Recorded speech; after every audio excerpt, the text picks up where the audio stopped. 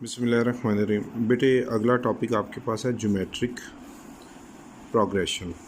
अभी तक आपने 6.2, 6.3, 6.4 और 6.5 तक आपने अरिथमेटिक सीक्वेंस पढ़ा, अरिथमेटिक मीन पढ़ी, अरिथमेटिक सीरीज़ पढ़ी और उसकी कुछ प्रैक्टिकल एग्जांपल्स आपने 6.5 में देखी। अब एक नया सीक्वेंस स्टार्ट हो रहा है, इसका नाम है ज्योमेट्रिक प्रोग्रेशन आपको मैंने बताया था सीक्वेंस को ही कहते हैं। सीक्वेंस का अनदर नेम क्या है? प्रोग्रेशन। इसमें हर आने वाली टर्म नेक्स्ट टर्म के साथ एक प्रॉपर रिलेशन रखती है और थ्रू आउटली वो रिलेशन पूरे के पूरे सीक्वेंस में चलता है। आपका ये क्वेश्चन है कि define geometric sequence, geometric progression, GP जिसको कहते हैं। इन ज्योमेट्रिक सीक्वेंस को कहता है every two non zero consecutive terms. पहली तो शर्त ये है कि ये वाली टर्म पहले नॉन ज़ीरो वाली जो टर्मिनोलॉजी है ये अरिथमेटिक प्रोग्रेशन में नहीं थी, ज्योमेट्रिक प्रोग्रेशन में है। कंसेक्टिव टर्म्स का मतलब साथ साथ वाली टर्म्स है फिक्स्ड कॉमन रेशो। इनकी कॉमन रेशो क्या होगी? फिक्स होगी। कॉमन रेशो उसी तरह ही है जिस तरह कॉमन डिफरेंस था, अब कॉमन रेशो का कॉन्सेप्ट आएगा। मैथमेटिकली वो कहता है ए एन इज़ जी पी, मतलब ए एन आपको पता है लास्ट टर्म को कहते हैं इस G P stand for geometric progression कि a n plus one ratio a n is equal to होगा आर के। ये साइन होता है कॉरस्पॉन्डेंस का और ये कॉमन रेशो के लिए है बेसिकली। और n belongs to natural numbers और वो कहता है हमें कि r is fix common ratio means second term divided by first term. अभी यहाँ तक जितनी बातें पढ़ी हैं अब हम इसको एक्सप्लेन करते हैं कि ये कहना क्या चाह रहा है। अच्छा देखिए बेटे, अब आपके पास ना अरिथमेटिक ज्योमेट्रिक सीक्वेंस आ गया। ज्योमेट्रिक प्रोग्रेशन या ज्योमेट्रिक सीक्वेंस, उसका formula a r square a r cube a r की पावर 4 करते करते कहाँ तक जाएंगे? ए की power r n minus one तक। इससे जो पिछली टर्म होती है वो आर की पावर एन माइनस टू। तो ये आप देख लेना, इधर आर नहीं है तो अगर ना हो तो इधर क्या मौजूद होगा? वन। तो वन को आप लिख सकते हैं आर की पावर ज़ीरो। तो अगर फर्स्ट टर्म है तो आर ज़ीरो है, सेकंड टर्म है तो आर की पावर वन है, थर्ड टर्म है तो आर की पावर टू है। तो यहाँ से असेसमेंट मिल रही है कि हम जब लास्ट टर्म पे जाएंगे ए एन पे, तो जो ए एन पे जो आर होगा अपना एन होगा ना, मतलब आर की जो पावर होगी वो एन माइनस वन होगी, वो उससे कम होगी। ये वाली A N minus one term है, ये वाली आपके पास क्या आएगी? आर की पावर 4 है तो इधर 5 आ जाएगा, इधर 4 आ जाएगा, इधर A3 और ये A2 और ये वाली कौन सी टर्म है? A1। बिल्कुल अरिथमेटिक सीक्वेंस की तरह ही है ये, जो असेसमेंट लेना होती है आखिरी टर्म की। ये फर्स्ट टर्म है, उसको इसी तरह आप A और A1 भी कह सकते हैं।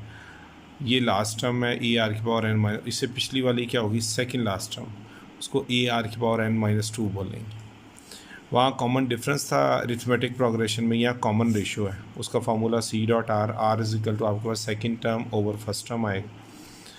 देखिए आपके पास सेकंड टर्म ए आर है और फर्स्ट टर्म ए है, और कोई सी दो टर्म्स पकड़ लें, कंसेक्टिव होनी चाहिए। इन दो को लें, ये सेकंड है ये फर्स्ट है, इन दो को लेंगे तो ये सेकंड ये फर्स्ट, इन दो को ले लेंगे तो ये सेकंड और ये फर्स्ट, इन दो को लेंगे तो ये सेकंड और ये फर्स्ट, इन दोनों को लेंगे तो ये सेकंड और ये फर्स्ट हो। तो वो तरतीब वही चलती है, common ratio second term over first term. ये देख लें सभी, ये ए से कट जाएगा आर रह जाएगा, यहाँ ए से कटेगा आर स्क्वायर से कट जाएगा आर रह जाएगा, यहाँ ए से कट जाएगा आर स्क्वायर इससे कटेगा तो आर रह जाएगा। इसी तरह आर आपके पास बेटे क्या है?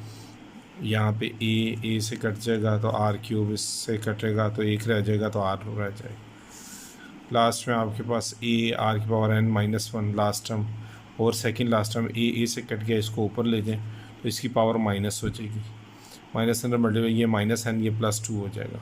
ठीक है, तो आप अगले स्टेप में ये टू पहले लिख दें, माइनस एन को बाद में। बेसिस सेम है तो पावर्स ऐड हो जाएंगी। ये आपने पढ़ा हुआ कि ए की पावर एम डॉट ए की पावर एन हो तो ए की पावर एम प्लस एन आ जाता है। तो ये पावर्स ऐड होंगी, एन माइनस एन कट जाएंगे, टू में से वन जाएगा तो वन आर रह जाएगा। तो मीन्स के ये आपके पास कॉमन रेशो पूरे सीक्वेंस के क्या अंदर क्या सेम है। तो ये हमने देख लिया कि जो लास्ट टर्म है वो ये है, फर्स्ट टर्म आपको बता दी, कॉमन रेशो बता दी। तो ऐसे सीक्वेंस को हम ज्योमेट्रिक सीक्वेंस बोलते हैं। और इसकी general term of geometric sequence, ये आपके पास ए एन होगी, ए इंटू आर की पावर एन माइनस वन। यही है ना आपने ऊपर निकाली हुई ये चीज़, ठीक है। ये डिवाइड नहीं हो रहा, ये वैसे मैंने बताया था कि ये nth टर्म है आपकी। तो ये आपके पास आ गया general term of an geometric sequence. इसको हम लास्ट टर्म भी कहते हैं, लास्ट टर्म। ये तो ए और ए वन एक ही चीज़ है, आर कॉमन रेशो एन आपको पता ही है नंबर ऑफ टर्म्स। इसको हम स्मॉल एल से भी रिप्रेजेंट करते हैं। और एक लास्ट चीज़ ये भी बता दूं कि जो एन है ना, ये बिलोंग्स टू नेचुरल नंबर करता है। जो आपके नेचुरल नंबर्स होते हैं ना, ये उससे बिलोंग करता है। इस तरह लिख लें, इस तरह लिख लें, एक ही बात है। नेचुरल नंबर्स क्या हैं जी, आपको पता 1 2 3 नंबर ऑफ टर्म्स जो होती हैं वो नेगेटिव नहीं होती, फ्रैक्शन में नहीं होती, 1 से स्टार्ट होती, 1 2 3 4 5 एंड सो, ठीक है। ये सारी चीज़ थी ज्योमेट्रिक प्रोग्रेशन से रेलिवेंट।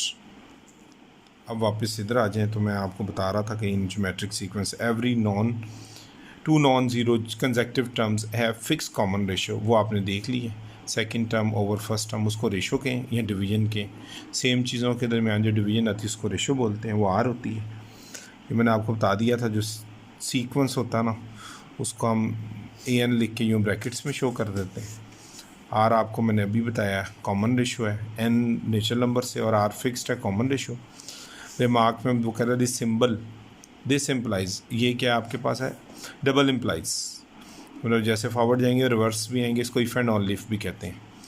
इसको बाज़ जगहों पे आई डबल एफ भी लिखते हैं या इफ़ एंड ऑन लीफ भी लिखते हैं। इट मीन्स के इस चीज़ का मतलब है कि if a n is a geometric progression then आपके पास जो a n plus one over a n है ना, वो is fixed constant common ratio.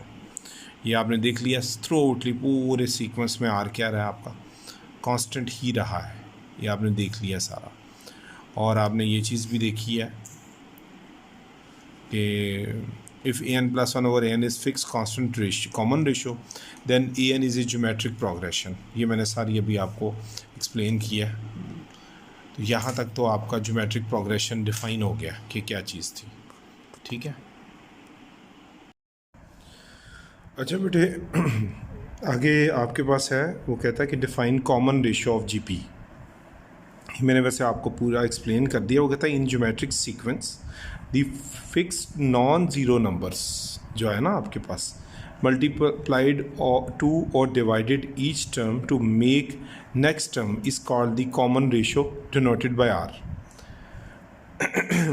Sorry, इसमें वो कहता है कॉमन रेशो आपके पास है any term divided by its previous term, या जिसको हम कहते हैं second term over first term. कोई भी दो कंसेक्टिव टर्म्स ले लें आप। ये आपके पास सीक्वेंस है ना, अभी हमने बनाना सीखा है अभी A R square, A r cube, a r की पावर 4, ऐसे ही करते करते ये कहाँ तक जाएगा, ए आर की पावर एन माइनस 2 और फिर ए आर की पावर एन माइनस 1 तक। तो कोई सी दो कंसेक्टिव टर्म ले लें, वो आप पे डिपेंड करता है। आप चाहे इन दो को ले लें तो ये सेकंड टर्म होगी, ये फर्स्ट होगी। इन दो के लिहाज से ये सेकंड और ये फर्स्ट होगी। इन दो टर्म्स के लिहाज से ये सेकंड और ये फर्स्ट होगी। तो कोई सी आप दो ले लें, चाहे लास्ट में से उठा लें तो ये सेकंड और ये फर्स्ट है। तो वो कहता है कि in geometric sequence the fixed non zero number. तो एक तो पहले देखो ना, कोई टर्म ज़ीरो नहीं होनी चाहिए, पहली बात ये है। उसकी रीज़न ये है कि अगर कोई टर्म ज़ीरो होगी तो कॉमन रेशो आपके पास क्या है, जब वो नीचे आएगा ज़ीरो तो वो कह देगा अनडिफाइंड। मतलब कोई भी टर्म अगर ज़ीरो हो जाए, सपोज़ कि पहली टर्म ही ज़ीरो है, तो जब आप इसको इससे डिवाइड करेंगे तो A R over zero means undefined हो जाएगा ना। तो ये नहीं होना चाहिए। तो इसलिए आपके पास ज्योमेट्रिक सीक्वेंस में कोई भी टर्म जो है वो ज़ीरो नहीं हो सकती, इसलिए उसे नॉन ज़ीरो टर्म बोला है। मल्टीप्लाइड और डिवाइडेड बाय का मतलब ये, यहाँ तो उसी नंबर से डिवाइड कर लें। मसलन आप कहते हैं ना आपके पास है सीक्वेंस 2 4 8 और 16 एंड सो ऑन। 16 को 8 पे डिवाइड करें तो क्या आता है 2, और 8 को 4 से डिवाइड कर लें तब भी 2 आता है, और 4 को 2 से डिवाइड करें तब भी 2 ही आता है। तो ये कौन सा सीक्वेंस हुआ? Geometric sequence. तो अब इसके लिए आपने करना क्या है वो अंडरस्टैंड करनी है बात आपने, कि जब आपके पास 2 कॉमन रेशो आ रही है इसकी, तो आप इससे थ्रू आउटली क्या कर रहे हैं, मल्टीप्लाई करेंगे ना, तो अगली टर्म डिवाइड आती जाएगी। तो इसलिए उसने वर्ड मल्टीप्लाई का भी यूज़ कर लिया, ठीक है। यहाँ पे उसने कहा ना, ये देखें, मल्टीप्लाई और divided each term to make the next term. आपको समटाइम्स रेसिप्रोकल वाले भी आपके पास आ जाएंगे टर्म्स। जब रेसिप्रोकल वाले आएंगे तो नेक्स्ट टर्म बनाने के लिए आपको मल्टीप्लाई की बजाय डिवाइड करना पड़ेगा। ये भी हम क्वेश्चंस में जाएंगे तो उसमें भी देख लेंगे। अभी आप इसको ज़रा माइंड में रखेंगे। 2 2 ज़ा 4, 4 2 ज़ा 8, 8 2 ज़ा 16, तो 2 से मल्टीप्लाई करने वाले यार। Make next term is called common ratio denoted by r. Common ratio is equal to any term divided by its previous term. Mathematically r मैंने आपको बता दी है। अब an+1 ओवर an लिखते हैं हम लोग। ये ज़रा देखिएगा कि ये an+1 ओवर an करते हैं और n belongs to natural number. देखिए सबसे इंपॉर्टेंट चीज़ ये है कि ये an+1 क्यों लिखते हैं। हर आने वाली टर्म पिछली टर्म से एक नंबर आगे ही होती है ना, तो इसलिए an+1 ऊपर लिख देते हैं और an को नीचे लिख देते हैं। अच्छा, ये मैंने एक एग्जांपल आपको बतानी थी कि अगर रेसिप्रोकल हों और फिर कॉमन रेशो मल्टीप्लाई कैसे होती है, सॉरी डिवाइड कैसे होती है, वो भी ज़रा देख लें कि बेसिकली तो वो मल्टीप्लाई ही फॉर्म में आ रही होती है। देखिए 1/2 है ना, 1/4 है, 1/8 और 1/16 है। तो ये भी एक ज्योमेट्रिक सीक्वेंस कैसे इसको इससे डिवाइड किया हमने, ये देखें, ये ऊपर चला जाएगा 8, ये बेटे 16 नीचे आएगा, ये कटिंग होकर 1/2 आ जाएगा। फिर इसी तरह 1/8 को 1/4 से डिवाइड करें, 4 ऊपर 8 नीचे, कटिंग के बाद 1/2 आ जाएगा। फिर इसी तरह 1/4 को 1/2 से डिवाइड करेंगे तो 4 नीचे और 2 ऊपर चला जाएगा, ये कटिंग होने के बाद 1/2 आ जाएगा। तो क्या कॉमन रेशियो थ्रू आउटली सेम नहीं आ रही? सेम आ रही ना। तो इसका मतलब हुआ कि हम इसको फर्स्ट टर्म को जो 1/2 है, 1/4 है, 1/8 और 1/16 है, इनको हम क्या करेंगे, 1/2 से मल्टीप्लाई करेंगे। 1/2 को 1/2 से मल्टीप्लाई करेंगे, मतलब ये तो आपकी आर है ना थ्रू आउटली। ये मैंने आपकी पहली टर्म, ये दूसरी टर्म और ये थर्ड टर्म लिख दी है। तो ये 1/2 इससे मल्टीप्लाई होगा 1/4 आएगा, ये 1/2 इससे होगा तो 1/8 हो जाएगा, यही 1/2 इससे मल्टीप्लाई होगा तो क्या आ जाएगा, ये 2 8 ज़ा 16 आ जाएगा, ठीक है। तो ये आपके पास मल्टीप्लाइड फॉर्म है अपेरेंटली, लेकिन असल में तो ये क्या हो रहा है, जो आप मतलब जो भी पीछे हमने बात की थी कि हम कॉमन रेशो को डिवीजन से निकाल लेते हैं, तो यूँ डिवाइड करके निकाल लेते हैं और उसको थ्रू आउटली क्या करते जाते हैं, मल्टीप्लाई करते जाते हैं। तो अगला सीक्वेंस की अगली टर्म्स डेवलप होती जाएंगी। तो ये ज्योमेट्रिक सीक्वेंस का जो है ना, ये कॉमन रेशो वाला पोर्शन आपका अभी कंप्लीट हो गया। नेक्स्ट में बेटे इसमें रिमार्क था एक कि वो कहता to identify a sequence as geometric. वो कहता अगर आपने इसको देखना है, it is necessary to find common ratio. आप सबसे पहले क्या करें, कॉमन रेशो फाइंड करें, ठीक है। ये बात जहन में रखें, आप कॉमन रेशो फाइंड कर लें और उसके बाद वो कहता है between successive term. Successive term का मतलब है कोई सी दो टर्म्स के दरमियान से, इन दोनों को डिवाइड कर लें, इन दोनों को करें, इन दोनों को करें। अभी मैंने आपको जैसा पीछे को सारा करके दिखाया, सब की कॉमन रेशो आ रही है, तो ये आइडेंटिफाई जब जिस तरह वो कह रहा है कि नंबर 1 है 2 10 50 250, तो कॉमन रेशोज़ आर क्या है, 10 को 2 से डिवाइड कर लें, A2 डिवाइडेड बाई A1 है ना, ये A1, ये A2, ये A3, ये A4 है, ठीक है। तो आप इसको यहाँ मेंशन भी कर दें कि ये A1 है, ये A2, ये A3 और ये A4 एंड सो ऑन। तो A2 को जब A1 से डिवाइड करेंगे तो 10 डिवाइडेड बाई 2 5 आ जाएगा। फिर 50 को 10 से डिवाइड करेंगे तब भी 5 आएगा। 250 को 50 से डिवाइड करेंगे तब भी 5 आ जाएगा। तो common ratios are equal, same, hence 2 10 50 250 is a GP in GP, या ये GP में या इन GP एक ही बात है। आगे वो कहता है कि 3 6 18 एंड 72 है, 72 तक दिया हुआ, ये A1, ये A2, ये A3 और ये A4 है। तो कॉमन रेशियोज आर क्या होगा, 6 को 3 से डिवाइड कर लें, मतलब A2 डिवाइडेड बाई A1, फिर A3 डिवाइडेड बाई A2, फिर A4 डिवाइडेड बाई A3, तो 6 डिवाइडेड बाई 3 2 आ जाएगा, 18 डिवाइडेड बाई 6 फिर भी 3 आएगा, और 72 डिवाइडेड बाई 18 वो क्या आ गया 4। तो वो कहता कॉमन रेशियोज आर अनईक्वल, ये तो बराबर ही नहीं आ रही, ठीक है। तो hence 3, 6, 18 and 72 is not a geometric sequence, ये ज्योमेट्रिक प्रोग्रेशन नहीं है। तो यहाँ से ये भी चीज़ वेरीफाई होगी कि सीक्वेंसेस लाजमी नहीं है कि वो अपेरेंटली आपके ज्योमेट्रिक ही हों, ये हमें चेक करना पड़ेगा, ठीक है। अच्छा बेटे, अब नेक्स्ट उसने ना एक प्रूफ दिया है, ये हमने वैसे प्रूफ कर लिया हुआ है कि a n is equal to किसके है, A1 इंटू आर की पावर n-1, ठीक है। हम एक दफ़ा दोबारा से देखें, drive general formula for general nth term of a GP prove that an is equal to A1 r की पावर n-1। ये भी हम पीछे प्रूफ करके आए, इधर अनदर मेथड है वो भी देख लें, एक ऑल्टरनेट मेथड कह लें, by definition of GP second term divided by first term, या n+1th term over nth term, वो आ रहा है कॉमन रेशो के, n belongs to natural number, ये मैंने पीछे एक्सप्लेन किया आपको, और an+1 किसके इक्वल आ जाएगा, ये an उधर जाके मल्टीप्लाई हो जाएगा r से।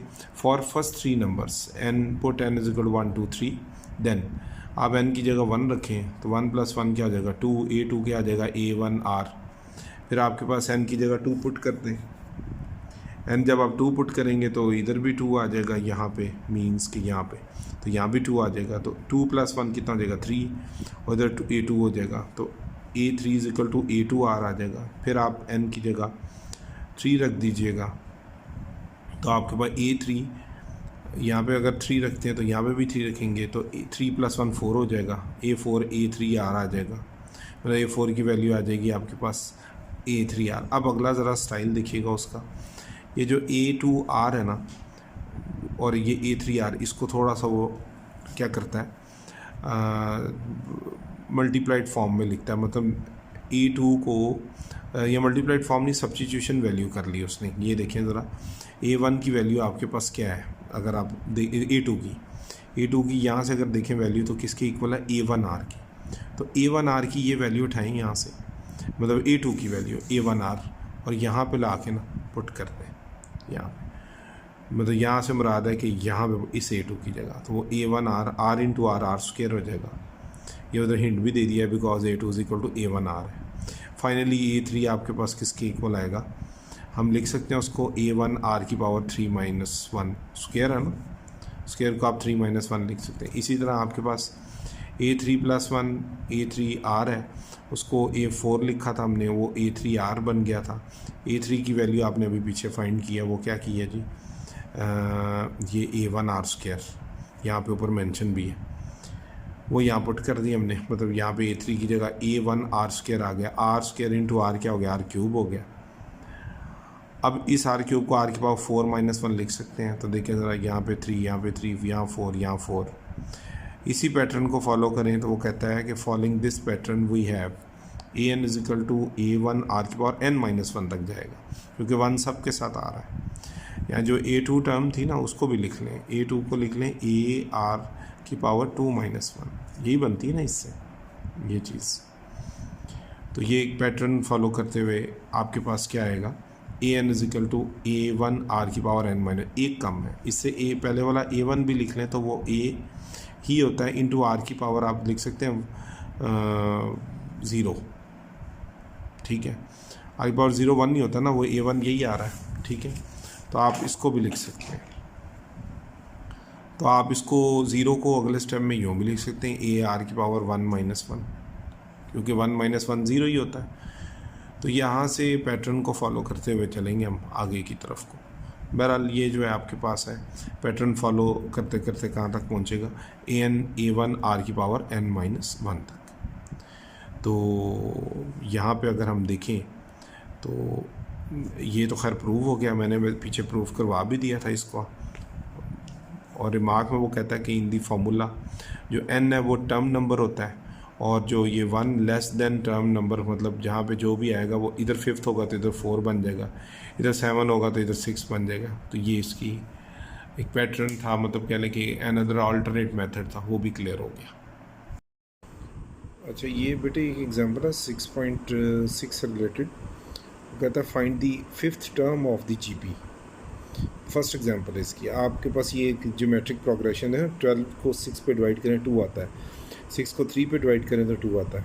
तो इसका मतलब ये ज्योमेट्रिक सीक्वेंस है, तो गिवन डाटा में आपके पास A1 क्या दिया हुआ है 3, ये A1 है ना आपका, और कॉमन डिफरेंस आपको मैंने अभी बता दिया 6 को चाहे 3 पे डिवाइड करें जी हाँ, 12 को 6 पे कर लें वो 2 ही आएगा। R आ गई आपके पास, R की वैल्यू आ गई और ये A1 की आ गई। आपको A5 मालूम करनी है, तो इसका मतलब आपका जो n है ना वो 5 है, तो दिस इम्प्लाइज दैट कि n आपका 5 है, तो यहाँ पर लिख लें कि n 5 है। और A5 फाइंड करना, मतलब AN फाइंड करना था, वो A5 है।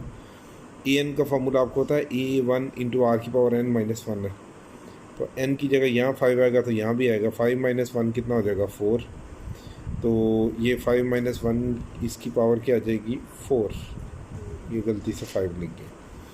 अब हम क्या करेंगे, हमारे पास A1 की वैल्यू जो है वो 3 गिवन है, वो यहाँ पुट कर देंगे, और R की वैल्यू क्या है 2, वो यहाँ पर 2 की पावर 4 आएगा। 2 की पावर 4 क्या होता है 16, ये बाय मिस्टेक हो गई थोड़ी सी गलती इनसे। 2 की पावर 4 मीन 16, 16 3 ज़ा 48, तो A5 आपके पास 48 निकल रहा है। ये एग्जांपल 1 थी, सिंपल सी छोटी सी जी, मतलब ये क्वेश्चंस को इनिशलाइज करने के लिए एग्जांपल दी ताकि आपको समझ आ सके कि आपने क्वेश्चन को कैसे इनिशिएट करना है इधर। नेक्स्ट एग्जांपल 2 है बेटे, वो कहता है फाइंड AN। आपको nth टर्म फाइंड करनी इफ़ A4 कितना है आपके पास 8/27 है और A7 आपके पास -64/729 दिया हुआ है, और ये दोनों टर्म्स उसने ऑफ ए GP की दी हैं, ज्योमेट्रिक प्रोग्रेशन की। हम सोल्यूशन में क्या करेंगे कि A4 आपके पास 8/27 है, आपको पता है कि nth टर्म AN किसके इक्वल है A इंटू R की पावर n-1। आप बेटे इधर 4 लिखेंगे तो इधर भी A इंटू R की पावर 4-1 आ जाएगी, तो ये A4 कितना आ जाएगा A इंटू R की पावर 3, तो इसलिए A4 जो है ना A4 उसने उसकी जगह AR3 लिख दिया, या A1 लिख दें, वो आपको मैंने बताया था। A1 R की पावर 3 8/27, ये इक्वेशन नंबर 1 हो गई, ये उसने हिंट भी दिया हुआ। फिर A7 है, आपको पता है AN आपके पास किसके इक्वल है AR की पावर n-1, तो n की जगह क्या रख दें 7, इधर 7 रखेंगे तो A इंटू R की पावर 7-1 आ जाएगा। A7 आपके पाएगा AR की पावर 6, तो देखें ज़रा, इस A7 की जगह A1 R की पावर 6 आ जाएगा, वो -64/729 आ जाएगा। ये भी हिंट लिख दिया। अब वो कहता है डिवाइड करेंगे क्वेश्चन नंबर 2 और 1 को, ये 2 है ये 1 है, 2 ऊपर आ जाएगी और 1 नीचे आ जाएगी, या हाँ जी ठीक है 2 ऊपर और 1 नीचे। इसी तरह इधर वाली साइड जो है राइट साइड 8/27 ये नीचे आ जाएगी, और ये तो इसकी राइट साइड है -64/729 ये आ जाएगी। डिवीजन में आपको पता कि क्रॉस मल्टीप्लिकेशन डालेंगे तो 27/8 हो जाएगा। इधर से A1 से कट गया, R³ इस 6 से कटेगा तो R3 रहा, R3 = दिस आ गया। 8 1 ज़ा 8 और 8 ये यूँ कर लें, या जिस तरह इसने, बल्कि यूँ ही है 8 8 ज़ा 64, 27 1 ज़ा, और यहाँ पे 27 आएगा नीचे, -8/27 आ जाएगा। इसको आप -2/3 का क्यूब भी लिख सकते हैं, मतलब इसको 2 का क्यूब लिखें, इसको 3 का क्यूब लिखें, और माइनस बाहर का मतलब होता है वो माइनस अंदर भी लिख दें, क्योंकि क्यूब में माइनस का साइन बाहर आ जाता है। ठीक है, अब आपके पास क्या होगा, दोनों R³ ये वाली चीज़ जो है ना इसने जो की है वो मैं थोड़ी सी डिटेल से आपको कर देता हूँ ताकि ये पता लगे कि ये आया कैसे है, ये चीज़ कन्वर्ट कैसे हुई है। ये देखिए बेटे, इसमें आपके पास R³ है ना, -8/27 था। ठीक है, तो हम इसमें यूँ करते हैं कि 8 को हम 2 का क्यूब लिख देते हैं और नीचे 27 को भी 3 का क्यूब लिख देते हैं। इस माइनस को आप -1 का क्यूब लिखें, क्योंकि -1 का क्यूब माइनस ही आता है, मतलब -1 का क्यूब -1 इंटू -1 इंटू -1 आता है, तो ये आपके पास आ जाएगा -1।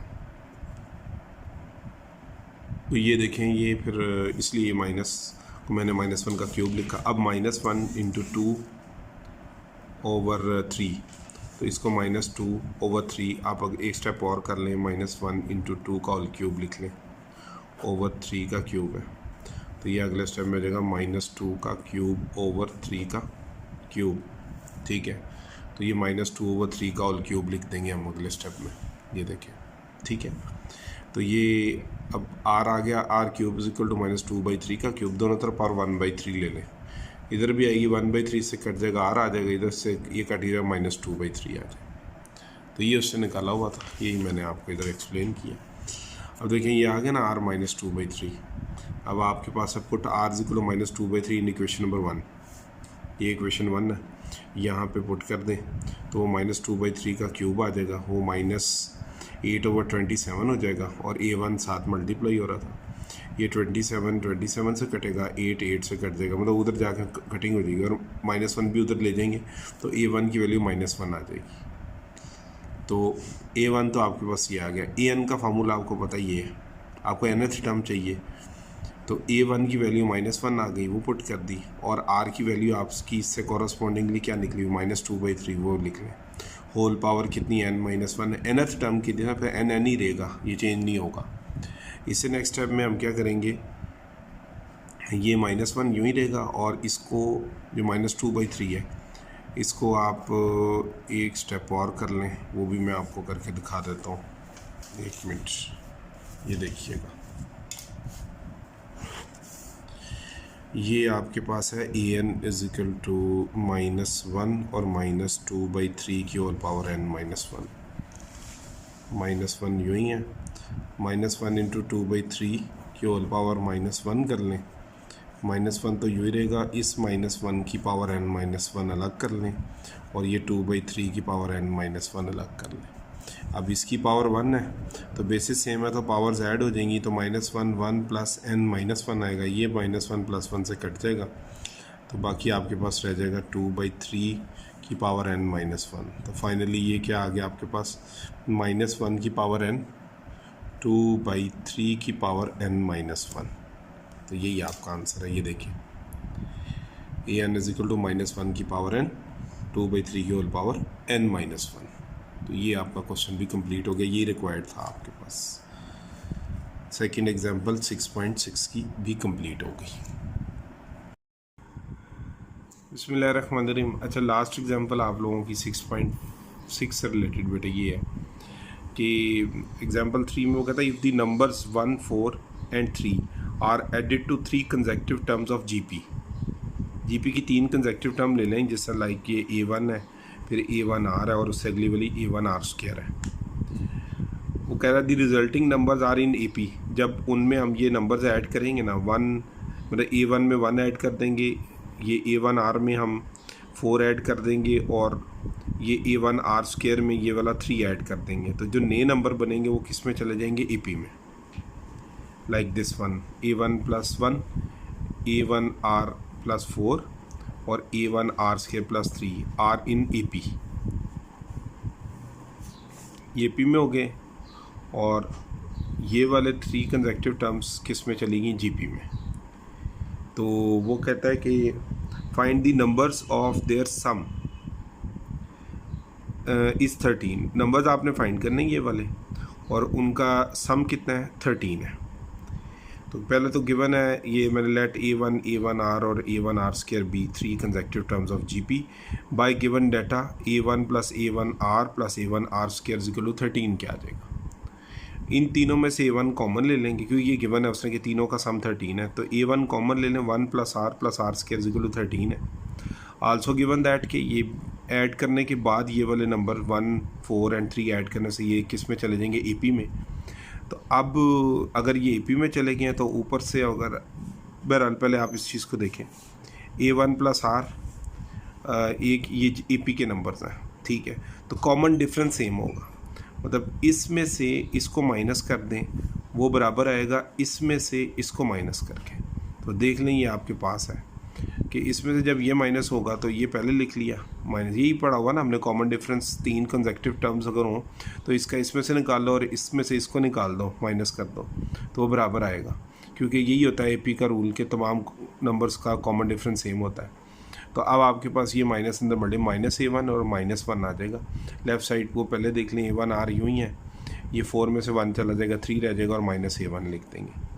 और राइट साइड पे आप देख लें, ये माइनस अंदर मल्टीप्लाई का -a1r आएगा और माइनस प्लस -4 हो जाएगा। इसको लिखें, इसको लिखें, और 3 में से -4 होगा तो -1 आ जाएगा। इसके बाद आप क्या करें, ये वाले सारे नंबर्स को उठाएं यहाँ से और राइट साइड पे भेज दें।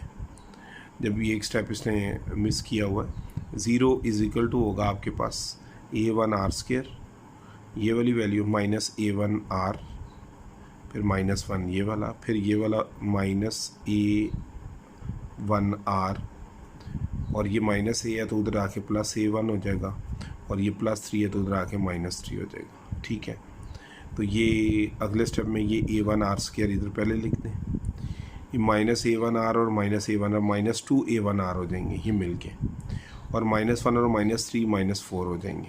ठीक है, फिर आप इन दोनों के इधर से -4 को राइट साइड पे भेज दें, +4 हो जाएगा।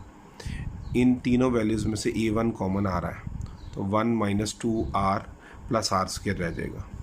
ये इक्वेशन 2 रह गई, ये इक्वेशन नंबर 1 हो गई आपके पास। ये इक्वेशन 2 को इक्वेशन 1 से डिवाइड करें, ऊपर इक्वेशन 2 की वैल्यू लेफ़्ट साइड की और इधर ये वाली नीचे आ जाएगी, और इसी तरह 4/13 4 ओवर ये वाला ये 13 नीचे आ जाएगा। क्रॉस मल्टीप्लाई ये उधर मल्टीप्लाई ये उधर मल्टीप्लाई कर दें, तो ये 4 बेटे अंदर मल्टीप्लाई कर दें और इससे 13 अंदर मल्टीप्लाई करें, ये इक्वेशन आ जाएगी। इसमें 13r² है, ये सारी वैल्यूज़ लेफ़्ट साइड पे लें। देखें, अच्छा इसमें बेटे एक चीज़ और बताऊँ, ये क्रॉस मल्टीप्लाई जब आप करेंगे ना तो ये a1 से कट चुका होगा। ठीक है, ये मतलब हम कट कर देंगे तभी क्रॉस मल्टीप्लाई होगा ना, ये इजी हो जाएगा। a1 को तो a1 से कैंसिल कर दें। अब ये जो स्टेप है ना, ये मैं आपको पहले इधर ही कर देता हूँ, उसने थोड़ा सा आगे चल के किया हुआ इसको कि 13 - 26r plus 13r² -4r and -4r² is equal to 0। मतलब ये सारी वैल्यूज इधर आ गई। 13r² में से आप 4r² को माइनस कर लें। ठीक है, ये जब आप 13r² में से 4r² माइनस करें 9r² रह जाएगा, और ये 26r और -4r -30r बन जाएगा। 13 में से 4 जाएंगे तो 9 हो जाएगा इक्वल टू 0। इन सब में से अगर देखें तो 3 कॉमन आता है, तो 3r² -10r + 3। अच्छा, ये जब मैंने आपको बता दिया ये इक्वेशन कैसे बनी है, ये वाली अभी मैंने पीछे आपको सॉल्व कर दिया पेज पे, आप यहाँ से भी देख सकते हैं, वही चीज़ की उसने भी, लेकिन 3 कॉमन जो लिया वो दिखाया नहीं, वो मैंने आपको दिखा दिया। अब आप इसकी मिड टर्म ब्रेक कर लें, 3 3 9 है, तो नीचे वाला दरमियान वाला 10 है, 10r, तो उसको 9r - r लिख लें। इन दोनों में से 3r कॉमन आ जाएगा और इन दोनों में से -1 कॉमन आ जाएगा। r - 3 r - 3 इन दोनों में से कॉमन आ रहा है, अंदर रह जाएगा 3r - 1, 3r और ये -1। एक बार में r - 3 इज इक्वल टू 0 है, एक बार में 3r - 1 इज इक्वल टू 0 है। r की एक वैल्यू 3 आ जाएगी और एक आपके पास 3r is equal two means यहाँ से -1 राइट साइड पे +1 हो जाएगा, और 3 इधर मल्टीप्लाई और उधर आके डिवाइड हो जाएगा। r की वैल्यू 3 और एक r की 1/3 आ जाएगी। If r is equal to 3 then by equation number 1 we have. अब इक्वेशन 1 को रिकॉल करें, ये देखें, ये इक्वेशन नंबर 1 आपकी ये मेंशन है, तो ये मैंने इधर से उठा ली, तो आपकी आसानी के लिए इधर लिख दी मैंने। ठीक है, अब देखें r की वैल्यू 3 है ना, एक बार में पुट करें यहाँ पे 3 और यहाँ पे भी 3, तो वो 3 + 3 का स्क्वायर 9, 9 + 3 12 + 1 13, 13 उधर जाके क्या होगा, ये 13 उधर जाके डिवाइड होगा, 13 से कट जाएगा, a1 की वैल्यू 1 आ जाएगी। तो जब आपका r 3 है ना, उस वक्त a1 आपका क्या 1 है, और इफ़ आपके पास r 1/3 भी है, देन बाई इक्वेशन नंबर 1, यही इक्वेशन नंबर 1 में यहाँ पे r और r की जगह पे क्या हो जाएगा, r² की जगह 1/3 और 1/3 का स्क्वायर। तो देखें 1/3 और प्लस 1/3 का स्क्वायर, 1/3 तो यूँ रहेगा, 1/9 आ जाएगा। इसका ले लें आप एलसीएम, 9 + 3 + 1 14 बनेगा, 13 बनेगा, 13/9, 13 इस साइड से कट कैंसिल हो जाएगा, 9 इधर डिवाइड और उधर जाके मल्टीप्लाई। तो आपका जब r जो है ना 1/3 है, तब आपका a1 क्या होगा, 9 होगा। तो फाइनली रिक्वायर्ड नंबर्स, जो नंबर्स थे वो बेटे आपके पास थे a 1A1R और कॉमा A1R स्क्वायर। तो एक बार में आप A1 को 1 लें और R को 3 ले लें, तो यहाँ पे A1 की जगह पर सब की जगह 1 आ जाएगा और R की जगह क्या आ जाएगा 3, यहाँ पे भी और यहाँ पे 1,3,9 आंसर आ जाएगा। और एक बार में आपके पास क्या है, A1 9 है और R आपके बेटे 1/3 है, तो वो आप उसमें पुट कर देंगे। यहाँ पे 9, यहाँ पे भी 9, यहाँ पे भी 9 और यहाँ 1/3 और यहाँ 1/3 का स्क्वायर। वो 3 1 ज़ा 3, 3 3 ज़ा 9, तो 9 3 और ये 3 का स्क्वायर 9 आएगा, 9 इस 9 से कैंसिल हो जाएगा। ठीक है, वो 1/3 का स्क्वायर है ना, वो 1/9 ही आता है, वो इससे कैंसिल हो जाएगा, 9 9 से कैंसिल होता है। नंबर्स तो वही आए, बस ऑर्डर चेंज है। और ये हम पीछे कई बार देख के हैं। ये आपकी 6.6 के सारे फार्मूले और एग्जाम्पल सारी कंप्लीट हो गई हैं। Thank you.